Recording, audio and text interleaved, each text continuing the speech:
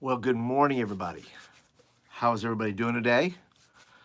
A big Merry Christmas early to all of you on the channel here. I want to say right at the very beginning here that this is a live video. A lot of times, when people maybe watch one of these videos, it's a little bit extra long or something like that. They say, "Why isn't Paul getting right into the topic?" Well, the reason for that is this is a live video, and I am watching and entertaining questions and waiting for people to come into the chat room, all that kind of stuff there. So if you're watching this and you're thinking, well, this is just a regular old video, it is a live video. So it takes a little bit of time to get in, and it takes a little time to answer questions and wait for people to come into the chat and things like that. So that is what we're doing this morning. Now I am wearing, for those that may not know, I am wearing my llama Christmas sweater this morning because it's a bit of a Christmas party in the sense that I'm going to give away some prizes, things like that. What I did was, for those who answered questions, if you're not a subscriber yet, let me encourage you to subscribe to the channel here, because in the community section, we have a vibrant community section where people are participating. And so I said, listen, ask me your youth ministry questions, and for every question you ask, legitimate youth ministry question, right? It's not like, hey, Paul, do you like coffee or tea? That's not a legitimate youth ministry question. Not that anybody asked that, but just saying that if you did that, I'm going to take your name and I put it in the old Christmas jug here, or whatever you want, cup here, and I will draw a name at the end, because then you're going to win my youth ministry planner, my newest resource, so that you can have the best 2019 ever in youth ministry. Well, there's only one 2019, really, so you got to have that no matter what. But you will have the best year in youth ministry if you do have this book, by the way. So there'll be links down below that if you're interested in this resource, there's a video. I'll put that up later. It'll be up here. A link will be down below, and probably a link up here somewhere, that if you're interested in watching the whole video on this, I'm not going to jump into a ton of that because I'll be answering a lot of questions this morning. But if you're interested in this planner, I'll give you a little peek. It's got a lot of stuff in it, and it's really going to help guide your year. So I want to encourage you to do that. Also, if you're interested in getting a good year off, to a good start, I want to recommend my Prepared for Impact book that I wrote with my friend Ryan Latham. And so if you're interested in a book on planning and on how to have a great year as far as planning goes, this is also a great book for that. So I want to encourage you to go. Links will be down in the description. Okay, so you guys asked a lot of questions. Now listen, I'm not going to go completely in depth to all these questions, because that would take a long time. What I am going to do is I'm going to answer these questions as quickly as possible for the sake of time and other things, so we can get to drawing the winner and things like that.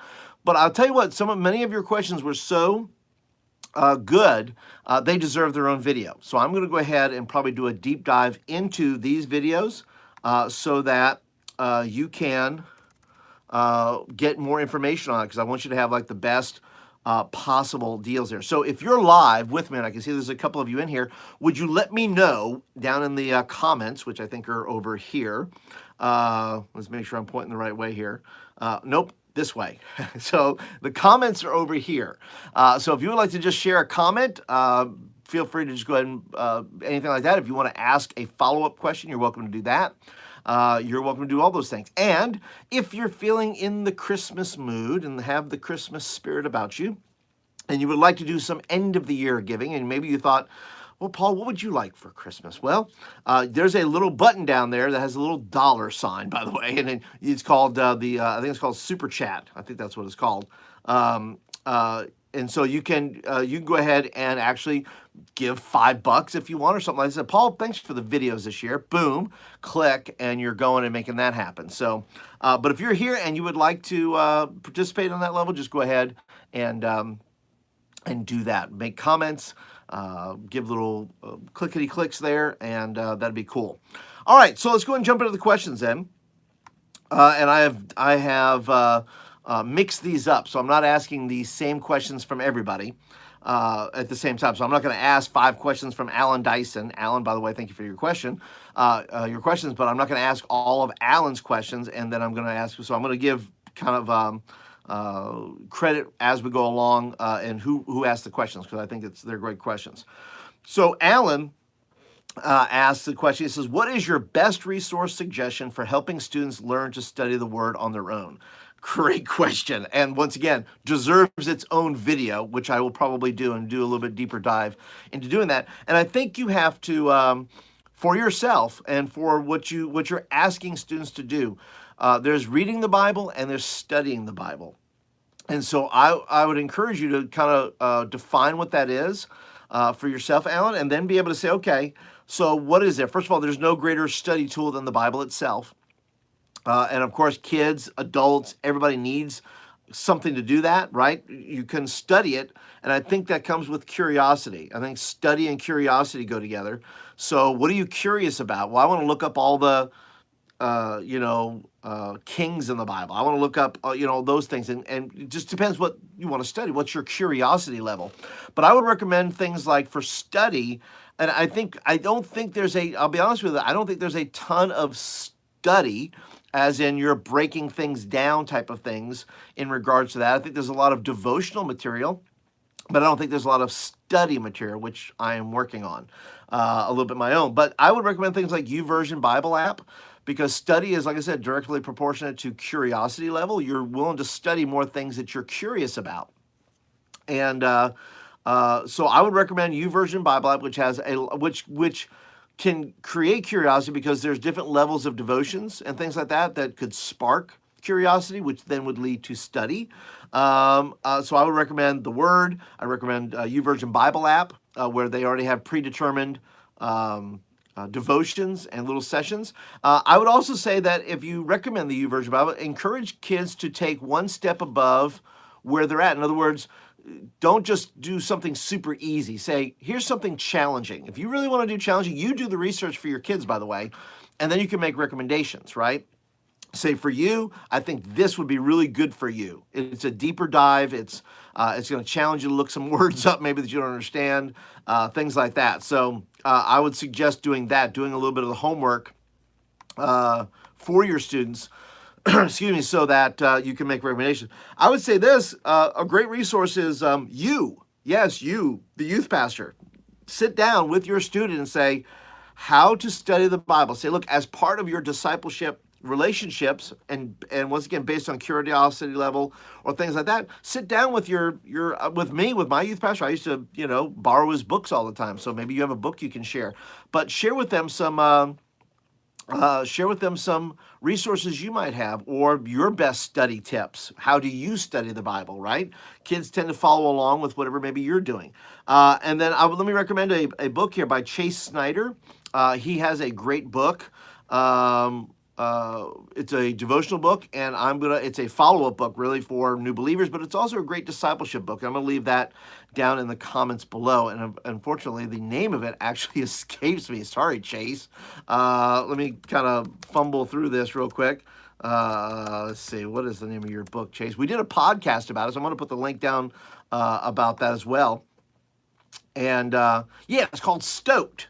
And he also has one called Rooted, and he's got one called Doer. So he's got a lot of things in there. So Chase Snyder, way to go, Chase. So all those links to stuff will be down below that I think are pretty good resources. All right, Alan, thank you for your question. This one goes, next is for Zalika. Zalika, thank you for your question.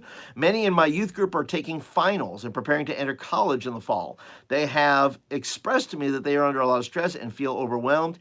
Any ideas on a good way to make a lesson out of that? You know what I think? Zalika, I don't know. I can tell you what I did. I think you can always, talk about Philippians, be anxious for nothing, right? But all things in prayer and supplication, right? That's a great verse for that. Don't be anxious.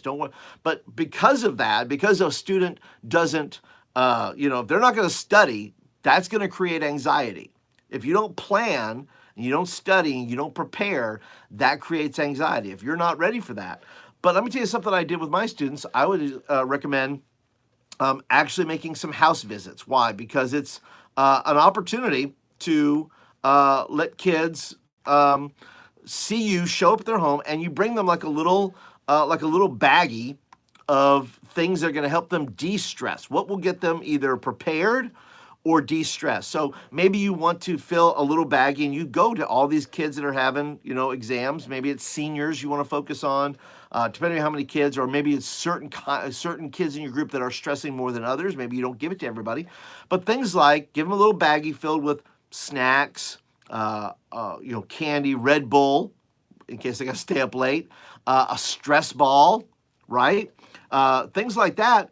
But affirmation notes, encouraging scriptures, things you can put in there. That's something you can do as a team, or you can get a bunch of other students together who are not stressing about it, but they're going to write little notes and things like that to make it collaborative. I think it's a good idea to just go ahead and visit your student's house. I did that during finals, and students appreciated it. Once again, I can't control the outcome of their exams, but I can help make their dopamine levels go up, which are going to encourage them and make them feel more positive about the things that are coming up. So, Zalika, thank you for your question there.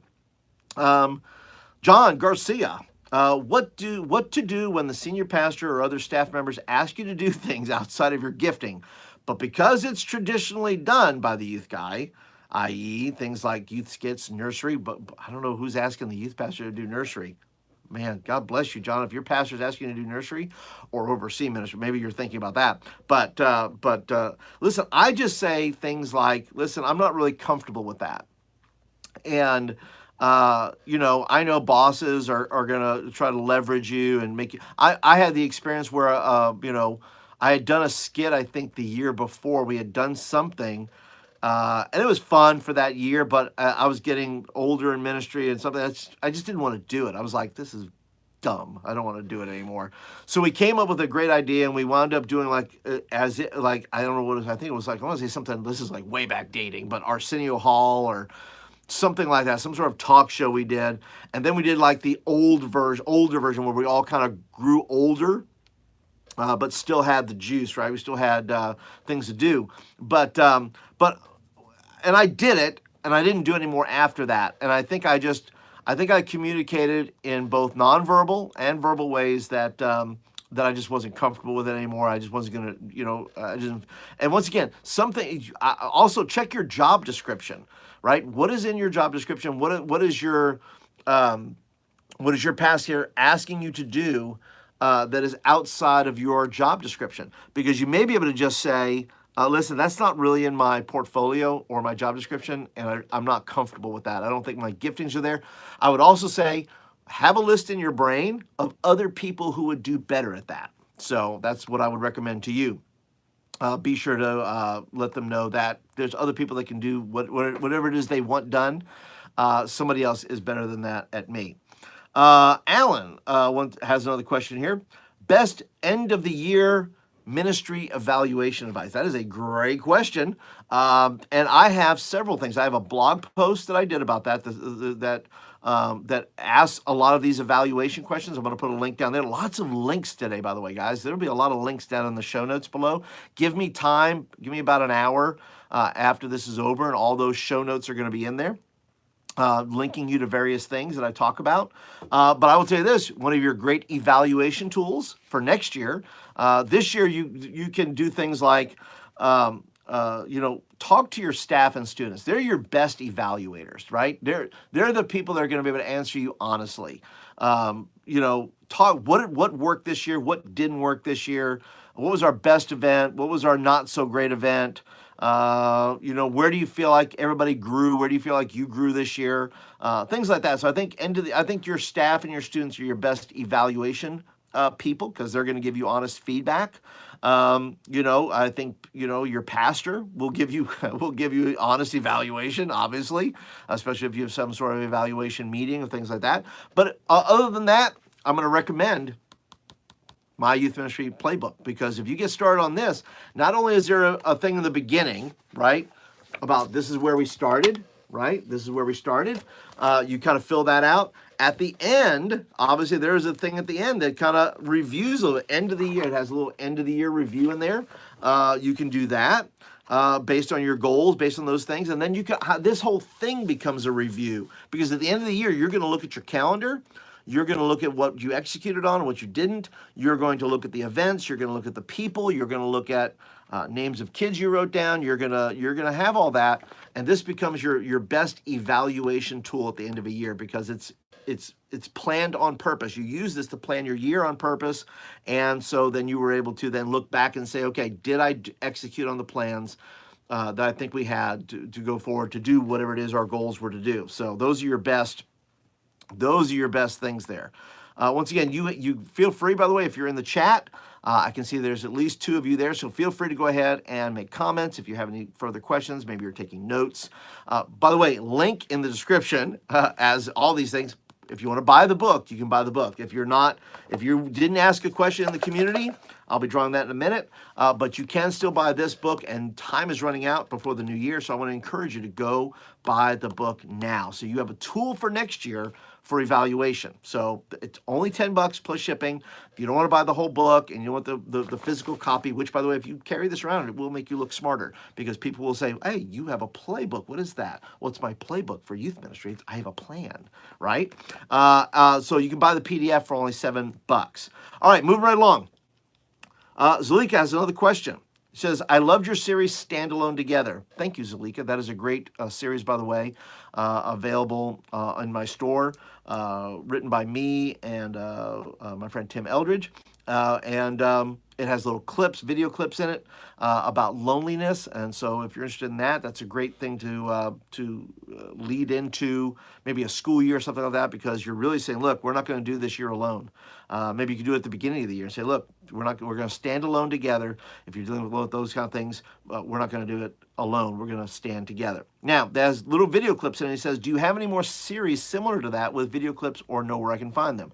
Honestly, I don't. I know there's, and I'll do a little more research on this, but there's always video clips that you can kind of link together. I don't know if there's any full clips or clip video. Maybe I don't know, do I need to create my own here? Do I need to think of something like this? Let me know in the comments. By the way, feel free to leave comments after the video.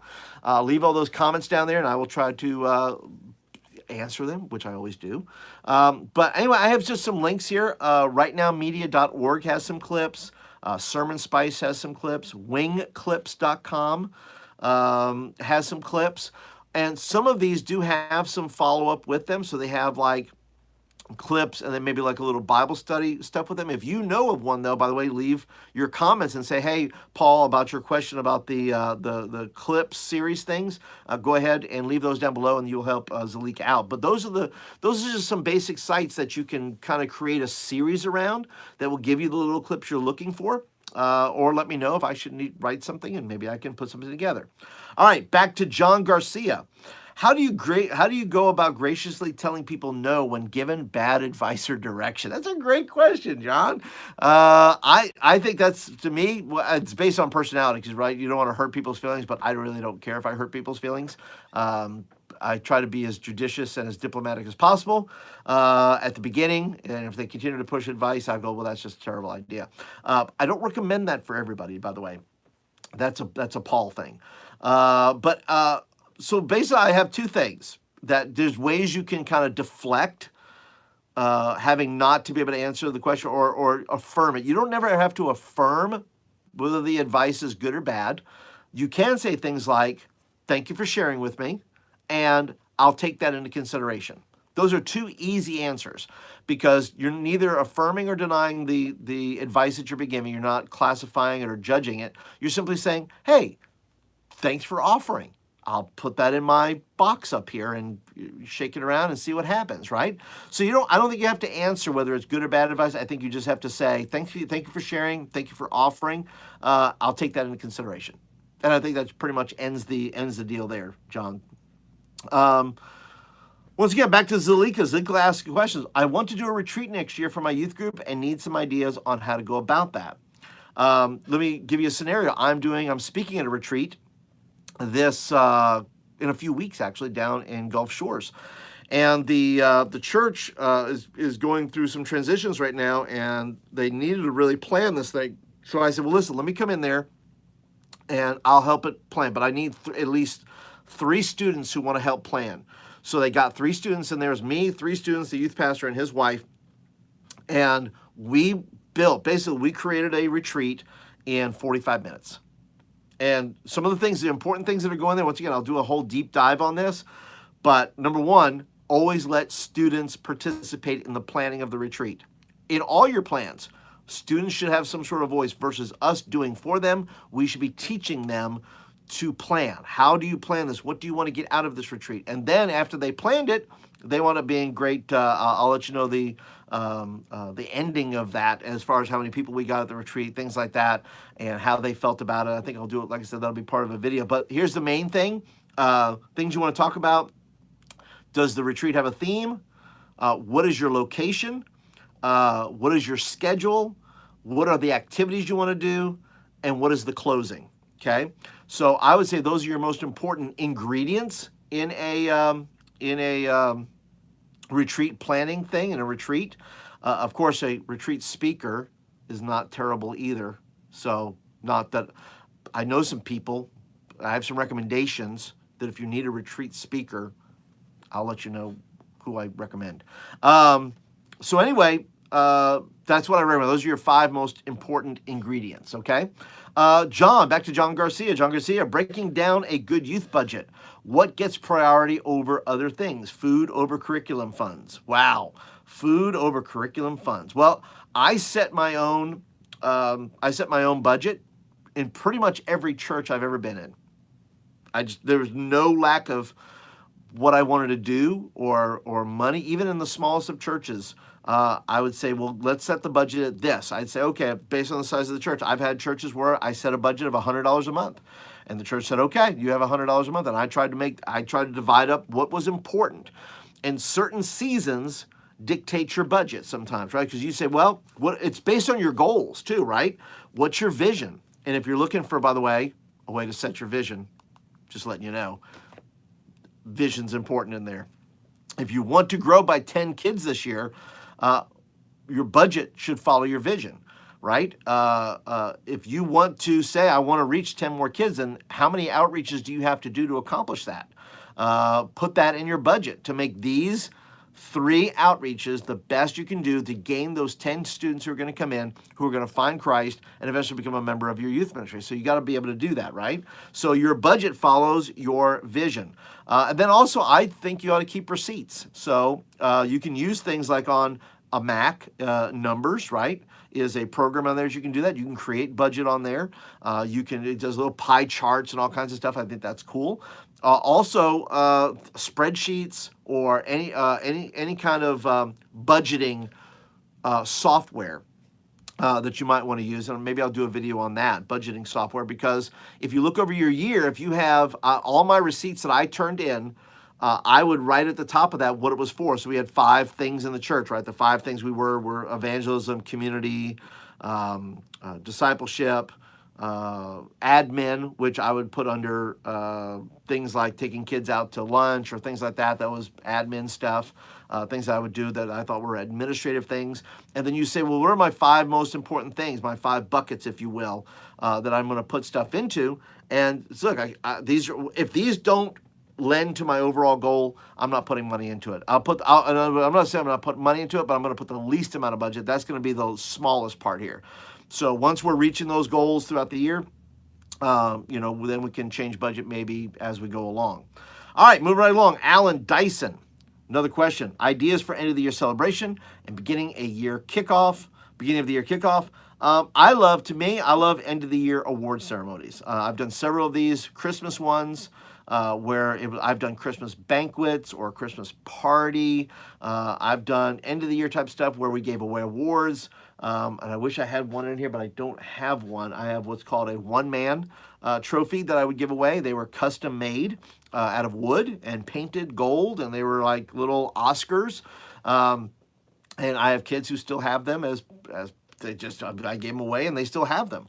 But end of the year awards on like kids who really stepped up that year, leadership awards, volunteer awards, things like that. A video slideshow always works. Find your best pictures, set a great song to it that you think wraps up the whole year.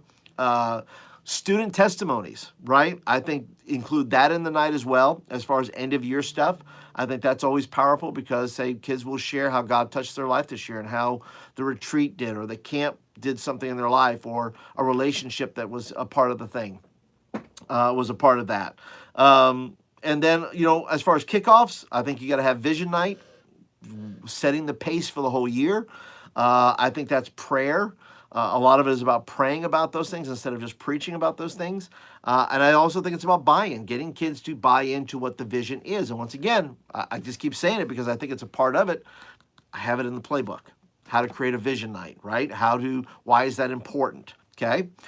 So those are my answers there. John Garcia, another question. What are the top 5 things the senior pastor is looking for from his youth pastor? Well, that question varies from pastor to pastor. I'll just share a couple things that I think most pastors look for. Number one, I think they look for loyalty, that you're loyal to them personally and loyal to the church. These are some of the experiences that I've had. I think they're looking for hard work, people who work hard, share the load, right? And somehow, and that's depending upon the generation of the pastor you're serving is in. If they're boomers or busters maybe, then they're looking for a little more evidence of hard work, possibly physical labor or being present at things, right? Being visible. I think so. Loyalty. I think hard work. I think people who are peacemakers. That you're solving more problems than you're creating. That's super important. You're solving more problems than you're creating. If you're creating problems, then that's what they're going to know you for. If you're solving problems, that's another. Another thing is I think people, once again, I think all pastors are looking for value. They're looking for what value do you bring to the table? How are you moving the ball forward, right? How are you moving things forward in the church? And the last thing I think they're looking for is God. I mean, it's not necessarily last on the list. It's just part of the list. But I think they're just looking for just straight up commitment to Christ, right? What's your relationship to Jesus? And, are you a follower of Jesus or a follower of culture or a follower of trends? They're looking for people who are, honestly pursuing the Lord and in their personal life and in their ministry life. So I think those are top 5 of the things that I've encountered in my encounters with pastors and what they're looking for. Once again, they're all different. And sometimes you just should ask your pastor, what are you looking for? What are your top 5 things that you look for in me? Maybe that's part of your evaluation every year. 2 more questions. 2 more. Zalika Beard asks, I have both middle and high school, and this is going to be an easy question, by the way. I have both middle and high school age group. I always feel like I'm either teaching below or above their understanding. Any suggestions? Zalika, if you did not notice, I made a video for you based on your question. Maybe you did not see it, but it's about teaching tips when you have a mixed audience, okay? Best traits, Alan says, best traits from the best leaders you have served under. Wow, okay. That's a good question. But for Zalika, your question I asked, I believe I answered it and I'll leave a link up here. You'll see a little thing up there where it's about teaching tips. And so if you've not seen that video, please go watch the video and then get back to me. If I did not answer your question, maybe I need to do better. But I always teach up. If it's high school and middle school together, I teach up, but I teach simplistically, and I use as many visuals as possible, because that engages the whole group, visuals. But go watch the video, and if you have any questions about that, so let me know. Last question of the day, best Christmas youth party game. I have 2. One is a messy one. Well, I think they're both messy a little bit. But my 2 favorite, this is, by the way, this is for Sam Powers. Sam Powers, your question is best Christmas youth party game, and my 2 are bobbing for candy canes, and I love that because I put the little tiny candy canes, and I put them in a bowl of eggnog. And by the way, I'm a big fan of eggnog, so I like eggnog. So many people do not, which makes it even better. And they're having to put their face in a thing full of eggnog, which is fantastic. Great for pictures. And then the other one, it's a really physical game. I play called Sumo Santa. And by the way, I have some videos, I believe, Christmas videos and whatnot. I think I'll put a playlist up here somewhere. So if you're watching this later, there should be a playlist video up here somewhere where I have some Christmas videos. You're still looking for Christmas games for your Christmas party. Sumo Santa is really a bit easy. I buy extra large, or depending on the size of my group, usually I buy extra large sweatsuit,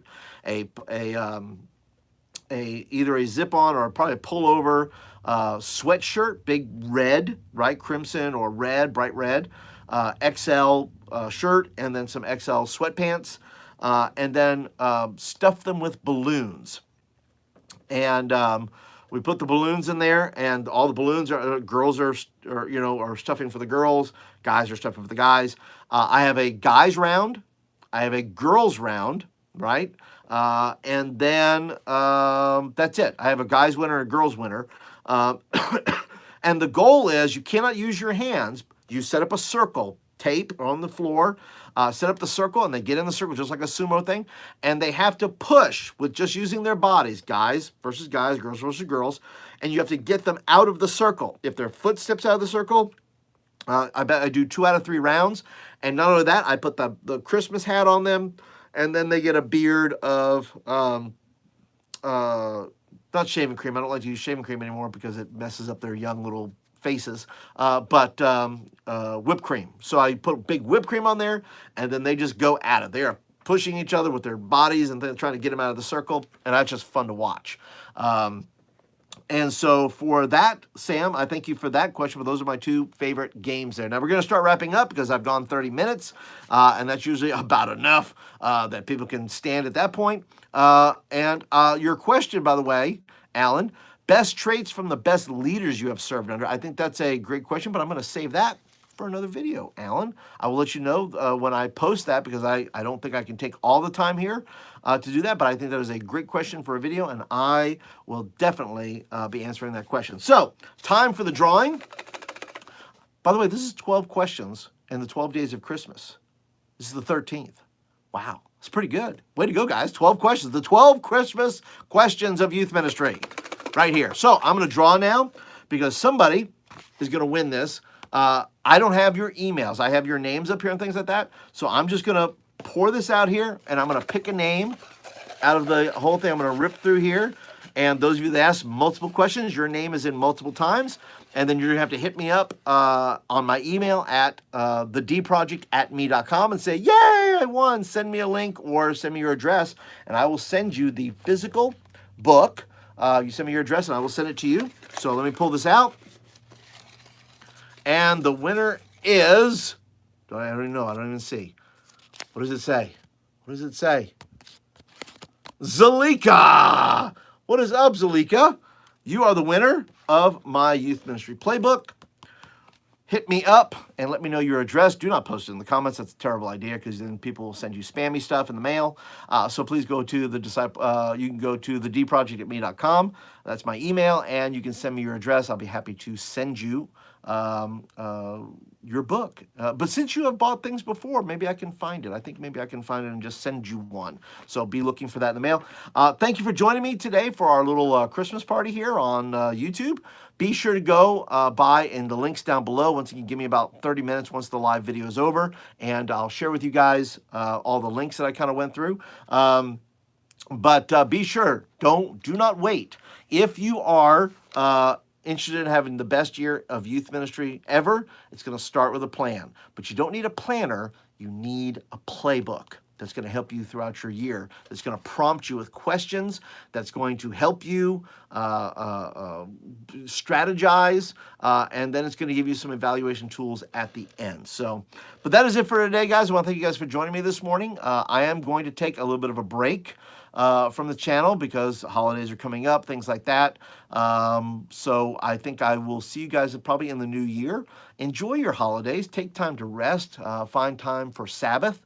Rest. Enjoy the birth of Jesus. Enjoy him being birthed into your life. Enjoy all the blessings and all the things that Christ has given you, and Christmas will become far more meaningful as marketing messages and toys and all the various things that come with Christmas try to crowd into your heart. I think if you'll just take some Sabbath time to sit, listen, enjoy, and I think you will. I think you will experience the blessings of Christ in fresh and new ways. So, once again, thank you guys so much. I appreciate you guys being a part of the live today, and I will catch you guys in the new year. So guys, have a great Christmas and a happy new year to you.